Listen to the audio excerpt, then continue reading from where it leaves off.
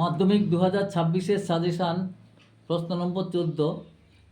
এই প্রশ্নটা হচ্ছে রূপার পাত দিয়ে তৈরি একটি অর্ধগোলাকার বাটির মুখের বাইরের দিকের ব্যাসের দৈর্ঘ্য 8 সেন্টিমিটার এবং ভিতরের দিকের ব্যাসের দৈর্ঘ্য 4 সেন্টিমিটার। বাটিটিকে গলিয়ে 8 সেন্টিমিটার দৈর্ঘ্যের ব্যাস বিশিষ্ট একটি নিরেট শঙ্কু তৈরি করা হলো। শঙ্কুটির উচ্চতা কত? তো এখানে আমরা প্রথমে লিখতে পারি 8 সেন্টিমিটার অর্ধগোলাকার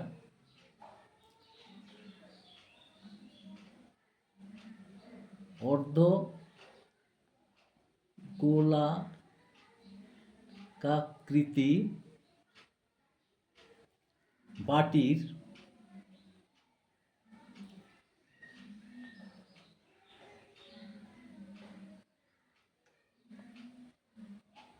বহির্ব্যাসার্ধ, ব্যাসটা বলা আছে 8 সেন্টিমিটার, সুতরাং বহির্ব্যাসার্ধ হবে 8/2 সমান 4 সেন্টিমিটার। আর অন্তঃব্যাস বলা আছে 4 সেন্টিমিটার, তাহলে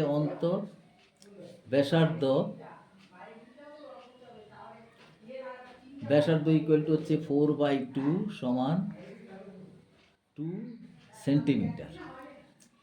ধরি বাটি গলিয়ে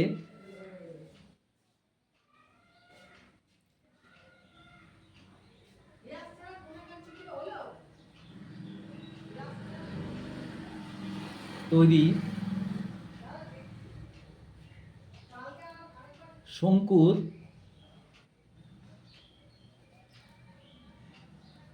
উচ্চতা সমান 8 সেন্টিমিটার। ব্যাসার্ধ,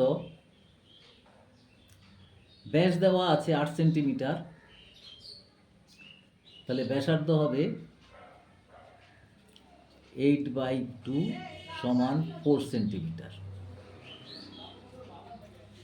শর্তানুযায়ী এখানে শঙ্কুর আয়তন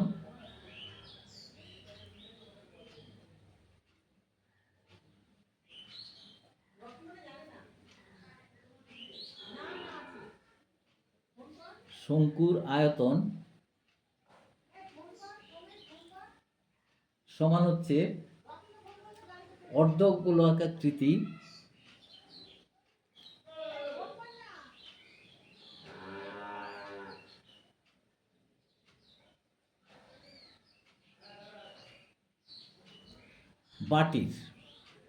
বাটিটা কিন্তু এখানে ফাঁপা,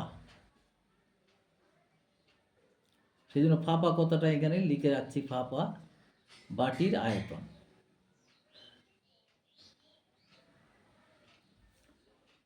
সুতরাং তাহলে শঙ্কুর আয়তন হচ্ছে 1/3 পাই ইন্টু ব্যাসার্ধ square into H equal to হচ্ছে অর্ধগোলক, সেজন্য 2/3 পাই বহির্ব্যাসার্ধের কিউব মাইনাস অন্তর্ব্যাসার্ধের কিউব। তাহলে 3 কেটে গেল, পাই কেটে গেল, তাহলে এখানে এইচ ইকুয়াল টু হবে 2 ইন্টু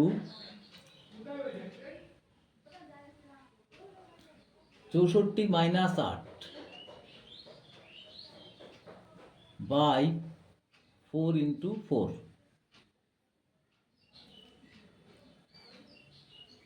তাহলে এইচ ইকুয়াল টু হবে 2 ইন্টু 56 বাই 4 ইন্টু 4।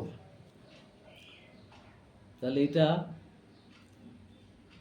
2 14 আর এটা 7, তাহলে এইচ ইকুয়াল টু হবে 7 সেন্টিমিটার। অর্থাৎ তাহলে আমাদের শঙ্কুটির উচ্চতা